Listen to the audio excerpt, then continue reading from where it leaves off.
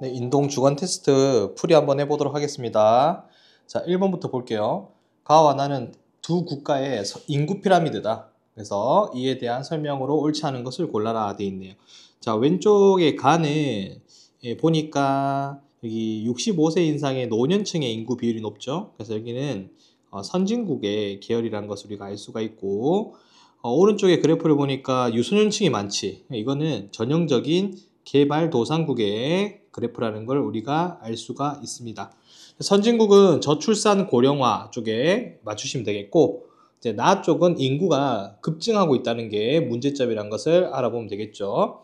자, 그럼 1번 볼까? 자, 가국가, 선진국은 저출산 고령화가 나타날 것이다. 맞고, 다음 2번, 선진국은 노인의 재취업 기회 제공, 그 다음에 정년 연장 등의 정책이 필요하다라고 돼 있네. 요거는 이제 앞에 거는 저출산에 대한 문제점 해결 방안이죠. 맞죠? 그 다음에 두 번째는 정년 연장이니까 이거는 고령화를 해결하자는 그런 내용이 되겠죠. 그래서 대표적으로 맞는 말이 되겠고, 자, 3번. 선진국과 같은 인구 구조에서는 노동력이 부족하여 생산성이 떨어질 수 있다. 맞죠? 노동력이 부족하다는 것은 청장년층의 인구 비율이 낮다는 걸 의미하는 거니까 당연히 맞는 말이 되겠습니다. 자, 4번. 개발도상국은 유소년층의 비율이 높고가 아니고 높고, 맞죠? 노년층의 인구 비율이 낮은 편이다. 맞는 말이 되겠네요. 자, 5번. 개발도상국은 선진국에 비해서 청장년층의 노인 인구 부양 부담이 클 것이다. 청장년층의 노인 인구 부양 부담은 당연히 어디가 더 크죠? 선진국이 더 크죠.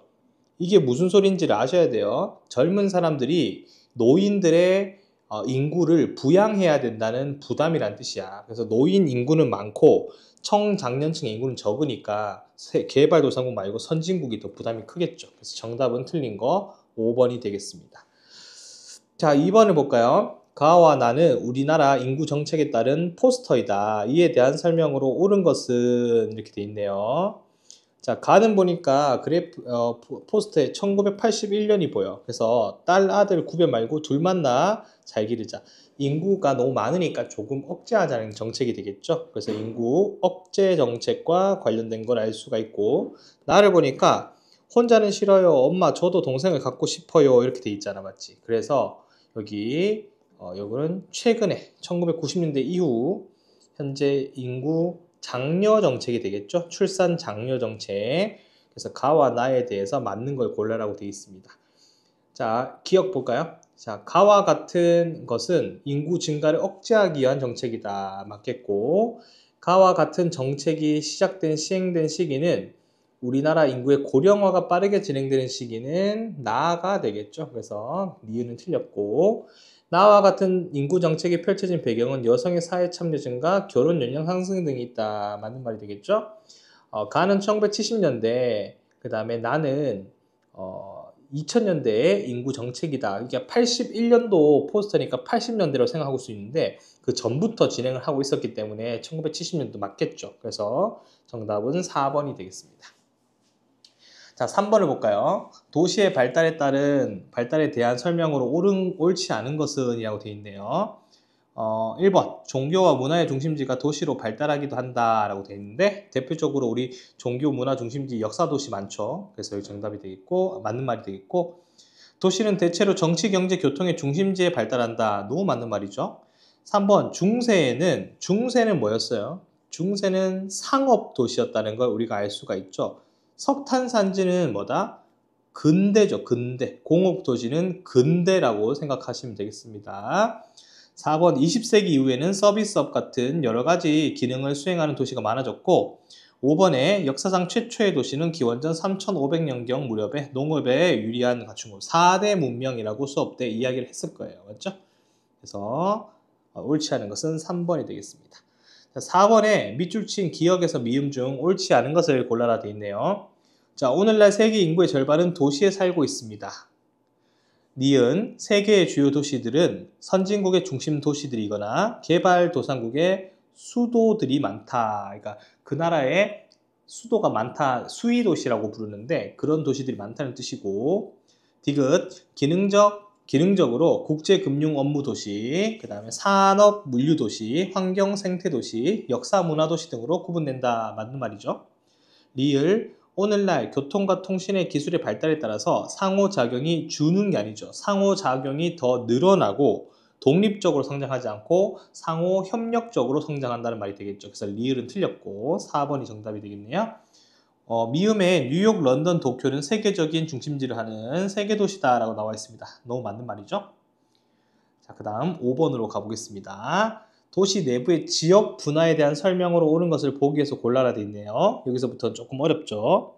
지역 분화가 나타나는 큰 원인은 바로 접근성과 지대라고 우리 수업 때 이야기했었고, 접근성은 교통이라고 생각하시면 되겠고, 이 교통이 좋으면, 접근성이 좋으면 지대도 높아져요. 지대는 땅 값이라고 생각하시면 되겠죠.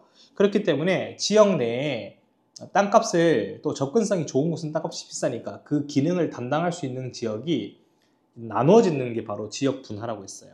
땅값이 비싼 곳은 좀 중심 업무 지구가 되겠고, 땅값이 좀 저렴한 곳일수록 공장이랑 주택이 나온다고 생각하시면 되겠죠.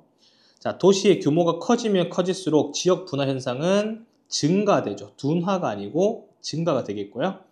디귿에 주택이나 학교, 공장 등은 집심 현상에 의해서 도시 중심부로 들어온다라고 되겠는데, 집심 현상이 일어나는 곳은 중심부니까 주택이나 학교, 공장은 넓은 땅이 필요해. 그래서 이 친구들은 무슨 현상이 발생한다? 중심에서 벗어나는 이심 현상이 발생하고, 집심 현상이 되는 거는 대표적으로 어떤 기업의 본사 아니면 구미시청 같은 행정기관 아니면 뭐 금융업 이런 업종들이 집심이 일어나겠죠. 그래서 틀렸고, 리을, 도시 내부의 지역 분화는 다양한 기능들의 입지 조건이 다르기 때문에 나타난다. 그래서 리을 맞죠. 정답은 2번이 되겠네요. 자, 6번에서 7번 도시 내부 구조를 나타낸 것이다. 이를 보고 물음에 답하시오 라고 되어 있네요. 자, 가와 나에 해당하는 지역 구조를 골라봅시다 라고 되어 있습니다. 조금 더 축소해 볼까요? 네. 자, 가를 보면 제가 소개할 지역을 먼저 사진으로 보여드립니다. 사진에서 고층 건물들이 빽빽하게 들어있고, 이곳에는 행정금융, 백화점, 대기업의 본사 등이 있고 중심 업무 기능, 전문 상업 기능이 주로 수행하고 있다. 대표적으로 도시의 중심지인 도심이 되겠죠. 그래서 우리 위에 모형에서 보면 A가 되겠습니다. 맞죠? 자, 저는 제가 살고 있는 지역을 소개합니다. 자, 이곳은 사진에서 보는 것처럼 대규모 아파트 단지들이 있다. 주로 주거단지와 함께 녹지가 있고 다양한 시설들도 함께 하고 있다라고 되어 있습니다. 자, 그러면 대표적으로 주변 지역 정도가 될 수 있겠죠? 그래서 D가 되겠네요. 맞죠? D. 그러면 정답은 2번이 되겠습니다. 이 도시 내부 구조 있죠? 요 그래프가 시험에 엄청 나오거든요. 모형이. 그래서 요걸 꼭 잘 봐두셔야 됩니다. 특징점이 뭔지를 꼭 기억해 두셔야 돼요.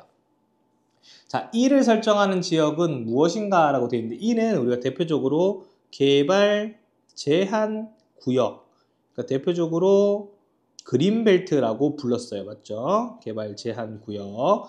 이곳은 이제 개발을 막는 게 아니고 개발을 잠시 개발을 잠시 못하게 해두는 거죠. 도시가 계속 팽창을 하니까. 맞죠? 그래서 7번에 기억부터 보겠습니다. 자, 녹지 공간을 확보한다. 맞는 말이 되겠죠? 7번에 녹지 공간 확보. 자, 니은에 도시의 무질서한 팽창 막는다고 했죠. 니은도 맞습니다. 1번이 정답이 되겠네요. 대도시 인근에서 주거, 공업, 행정, 대도시의 일부 기능을 분담하는 것은 위성도시가 되겠죠. 위성도시. 자, 리을 도심에 집중된 상업 기능과 서비스의 기능을 분담한다. 이거는 부도심이 되겠죠. 부도심. 그래서 정답 1번입니다. 자, 8번 가보겠습니다. 다음 그래프는 세계의 인구 성장을 나타낸 것이다. 이에 대한 설명으로 옳지 않은 것은, 자, 핵심은 선진국은 산업혁명 때부터 진행을 해왔다는 거죠. 그리고 개발도상국은 2차 세계대전 이후에 급속도로 등장을 했다는 게 포인트예요. 선진국의 인구 성장은 천천히 옛날부터 해왔고, 그리고 선진국 말고 개발도상국은 최근에 급속도로 성장을 하고 있다. 그래서 여기 가가 급속도로 성장하고 있는 가가 바로 개발도상국이고, 나가 바로 무슨 국이 되겠죠? 선진국이 되겠죠. 이렇게 정리하시면 될 겁니다. 8번 한번 보도록 할게요. 옳지 않은 것입니다. 자, 가에 해당하는 국가는 북아메리카, 유럽 등의 선진국이에요. 선진국은 어디예요? 나가 되겠죠. 1번이 틀렸네요. 자, 2번 개발도상국에 해당하는 국가들은 1950년 이후 인구 성장을 주도하고 있다. 자, 요게 몇 차 세계대전? 2차 세계대전이었다는 걸 우리가 알 수 있고요. 자, 3번 개발도상국에는 출산율이 낮아지고 노인 인구가 증가하는 국가들이 많다. 나아에는 출산율이 낮아지고 선진국이잖아요. 맞죠? 저출산 고령화니까 맞게 되겠죠. 자, 선진국에 해당하는 국가들은 오늘날 인구 증가 속도가 완만하거나 정체되고 있다. 맞고, 산업혁명 이후에 의료기술 발달과 생활수준 향상으로 세계 인구가 빠르게 증가하고 있다. 맞죠? 이걸 이제 이끌고 있는 나라들이 무슨 나라다? 개발도상국이다. 이렇게 생각하시면 되겠습니다. 9번 문제입니다. 자, 신문기사를 읽고 바른 말을 한 사람을 고르라고 되어 있네요. 우리나라 출산율에 대한 이야기가 되어 있고요. 우리나라 출산율 16년 연속 1.3명을 기록했었고, 그리고 최근에는 0.98명, 현재는 0.5명 이하로 떨어지고 있는 상황인데 저출산에 대한 이야기가 되겠죠. 저출산에 대한 이야기를 골라보겠습니다. 여성의 사회 참여 증가, 결혼 연령 상승 등 원인 맞고, 노년층의 인구 부양을 해야 되는데 청장년층의 부담이 줄어드는 게 아니고 늘어나겠죠. 그래서 여러분도 이제 젊어지면 선생님이 늙을 거 아니야. 그러면 여러분들이 책임을 져야 된단 말이야. 근데 선생님은 인구가 많아. 선생님 때 40대 이런 사람들은. 근데 여러분같이 젊은 애들은 더 적으니까 한 사람당 부담이 더 커지겠지. 자, 이러한 상황을 해결하기 위해서 공공교육 서비스, 그 다음에 교육비 지원 정책, 양육 서비스를 해줘야 되겠고 국가에서. 이런 현상이 지속되면 세금 감소, 그 다음에 연금과 보험 비용이 증가될 수 있다라고 되어 있죠. 세금을 내야 되는 젊은 사람들이 줄어드니까 세금 점점 줄어들겠죠. 그래서 지금 나라의 재정이 지금 약한 상태잖아요. 맞죠?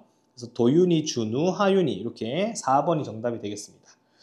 10번 촌락과 비교하여 도시가 갖는 특징. 쌤이 필기를 따로 해줬거든요. 인구 밀도가 도시가 훨씬 더 높겠죠. 자, 토지 이용이 조방적이다 되는데 조방적은 토지를 넓게 쓰는 거야. 조방적 말고 어떻게 해야 된다? 요거를 집약적으로 바꿔야 되겠죠. 도시의 특징.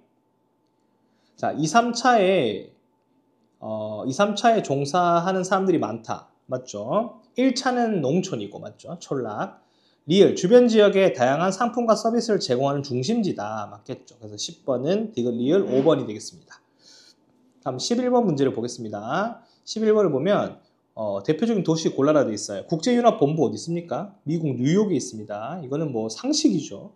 그 다음에 우리 교과서에서 봤던 친환경 태양광 생태도시는 프라이부르크예요. 독일의 프라이부르크.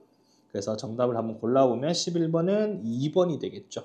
자, 로마는 무슨 도시? 역사 문화도시. 상하이는 물류도시죠. 상하이 항구 물류도시. 이렇게 우리 교과서에서 봤었습니다. 12번 도시 내부의 지역 분화에 대한 설명으로 옳지 않은 것은 돼 있네요. 다양한 기능들의 입지 조건이 다르다. 맞고, 중심 업무 기능이나 상업 기능은 돈이 많이 필요하죠. 이 사람들은 좀 비싼 데에 있어야 되지 않겠습니까? 그래서 집 중심으로 모이는 현상, 이심이 아니고 무슨 현상이 된다? 집심이 돼야 된다. 이심은 아까도 설명했죠. 도시 외곽 지역으로 가야 된다는 뜻입니다. 인구가 늘어나고 도시 규모가 커지면 뚜렷하게 나타나고, 접근성과 지가는 당연히 큰 원인이고, 지가는 지대와도 비슷한 말입니다. 땅값과 똑같다고 생각하시면 돼요. 중학교 과정에서는. 도시 내부가 중심 업무 지능, 중심 업무 지역, 상업 지역, 공업 지역, 주거 지역 등으로 나뉘는 현상을 보고 지역 분화라고 부른다. 이렇게 정리하면 정답이 12번은 2번이 되겠습니다. 다음 13번에 14번 또 나왔죠? 네, A, B, C, D, E 또 나왔으니까 요 도시 내부 구조 봐야 됩니다. A 도심, B 부도심, 부도심은 이렇게 교통의 중심지에 있죠? C는 중간지, 그 다음에 D는 주변 지역, 그 다음에 E가 개발 제한 구역이 되겠죠. 이렇게 정리를 해두시고 특징을 잘 고르셔야 됩니다. 자, 13번 문제를 보도록 할게요. 자, A가 어디였습니까? 도심이었죠. 그래서 도심은 오래된 주택, 상가, 공장이 혼재된다 되어 있는데 이거는 중간 지역이니까 C가 되겠죠. 자, B, 부도심. 교통이 편리한 지역에 등장하고 백화점, 금융기관, 각종 편의시설이 등장한다. 맞겠죠? 무질서한 팽창 막기 위해서 3번은 C가 아니고 E가 되겠고 중심 업무 기능이 있는 곳은 A가 되겠죠. 대도시 부근에서 주거 공업, 그 다음에 대도시의 일부 기능을 분담하는 것은 위성도시죠. 위성도시. 그래서 아예 도시 내부에 있진 않겠죠. 그래서 13번은 2번이 되겠고요. 14번. 다음에서 발생하는 현상 A에서 E를 고른 것은 돼 있네요. 낮과 밤의 인구 밀도 차이. 그래서 밤에는 인구가 없는 거 우리가 정말 중요하다 했거든요. 인구 공동화 현상이라고 쌤이 수업 때 이야기했었습니다. 낮에는 출근을 하기 때문에 낮에는 인구 밀도가 높은데 밤에는 퇴근을 해서 도심에는 사람이 없어요. 야간 인구가. 그래서 야간의 인구가 줄어드는 현상은 인구 공동화. 어디서 많이 일어난다? 14번에 1번. 도심에서 많이 일어난다고 기억하시면 되겠고요. 15번 가겠습니다. 가와 나 국가의 인구 피라미드다. 이에 대한 설명으로 오는 것은 가는 또 봤어요. 선진국. 나는 무슨 국? 개발도상국의 문제입니다. 자, 그럼 보도록 할게요. 자, 기억. 선진국은 개발도상국보다 출생률이 낮다. 맞죠? 출생률이 높은 것은 개발도상국이에요. 선진국은 개발도상국보다 평균 수명이 길다. 왜? 노년층이 많잖아요. 맞죠? 당연하겠죠. 개발도상국은 선진국보다 노년층 비율이 높다. 낮고 개발도상국은 선진국보다 유소년층의 비율이 높겠죠. 틀렸죠. 그래서 1번이 되겠습니다. 다음 16번 한번 가볼까요? 다음 빈칸에 들어갈 내용이네요. 출생률. 자, 출산율 6.65명 최저 수준이다. 저출산 문제로 국가 존속의 이유를 받고 있다. 하지만 반전이죠. 현재 프랑스의 합계 출산율은 2.0명이 넘어서면서 저출산 극복의 성공 사례다. 그러면 프랑스 정부가 했던 것을 옳지 않은 것 고르면 되겠네요. 한번 보도록 할게요. 공공보육시설 확충 맞고 출산 장려 정책 실시 맞고 방과 후 교육 프로그램 개설 이것도 맞겠죠. 출산 여성의 취업 기회 보장 맞겠죠. 정년 연장에서 노년층의 일자리 마련한 것은 저출산이 아니고 무슨 정책과 관련했다? 고령화의 대책이다. 그래서 틀렸죠. 그래서 5번이 틀렸습니다. 17번 다음 질문에 대한 설명으로 옳은 답변. 도시는 촌락에 비해 어떤 특징이 있나요? 도시 특징을 고르면 되는 문제입니다. 토지 이용 집약적 맞고 1, 2차 종사하는 사람이 많다 틀렸죠. 1차는 어디가 많아요? 촌락이 많죠. 그래서 을은 틀렸고 자, 상대적으로 좁은 지역에 많은 사람들이 모여 산다. 그래서 집약적으로 사는 거잖아요. 맞죠? 맞고 주변 지역으로부터 다양한 상품과 서비스 제공받는 곳이 아니고 제공해주는 배후지가 아니고 중심지지. 그래서 정도 틀렸어요. 갑하고 병 2번이 정답이 되겠네요. 다음 18번 도시 규모가 작을 때는 관공서, 상점, 주택, 학교, 공장 등이 내부에 섞여 있다. 근데 인구가 늘어나고 산업이 발달하고 도시 규모가 커지면 같은 기능은 모이고 다른 종류는 분리되는 현상. 이런 현상을 보고 우리가 뭐라 부른다? 도시의 지역 분화라고 부르게 되겠죠. 지역이 나뉘게 되는 현상, 지역 분화가 되겠습니다. 19번 도시 찾기네. 자, 유엔본부 또 뉴욕이죠. 맞죠? 미국의 뉴욕. 그 다음에 르네상스니까 이탈리아의 로마가 되겠죠. 이걸 외웠으나 지도를 몰라서 틀리면 너무 슬프다. 자, E가 뉴욕. 자, 이 C가 이탈리아의 로마. 자, 그럼 D는 중국의 상하이. A는 영국의 런던. 자, B는 프랑스죠. 그래 프랑스의 파리라고 보시면 되겠죠. 자, 그래서 이제 정답은 E와 C가 되겠죠. 그래서 EC 5번이 되겠습니다. 자, 20번 중간 지역과 개발 제한 구역 사이에 있는 요건 이제 주변 지역이죠. 주변 지역. 그다음에 A 지역은 도심이죠. 도심. 네.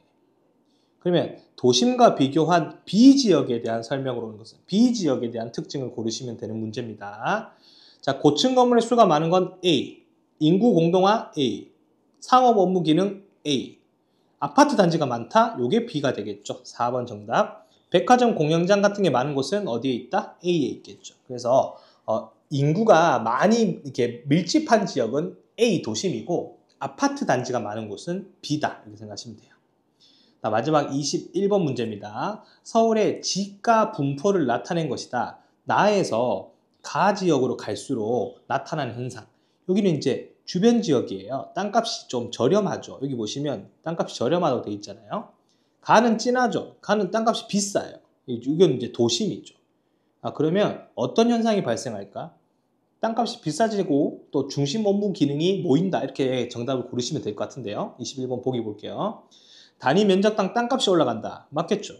대기업의 본사가 많다. 맞겠죠? 야간의 인구 밀도는 낮아지죠. 낮아지면 무슨 공동화? 인구 공동화 현상이라고 했습니다. 이거 너무 중요해. 인구 공동화 꼭 기억해야 되고. 리을, 초등학교 평균 학생 수가 많아진다. 학생 수가 많으려면 뭐가 있어야 돼요? 학교가 많아야 되죠. 학교가 많아지려면 중심이 아니고 외곽 지역이 되겠죠. 주변 지역이 되겠죠. 그래서 정답은 1번 되겠습니다. 자, 이제 문제풀이를 해봤는데 이 도시 단원과 인구 단원이 도시 단원이 이제 좀 어려워요. 그래서 이 도시 특히 2단원이 어려우니까 집중해서 봐두시고 자기 틀린 거 위주로 봐두시면 되고요. 미통하는 친구들은 학원에 와서 전체를 보고 또 재시험을 준비해 주시면 되겠습니다. 수고했습니다. 안녕.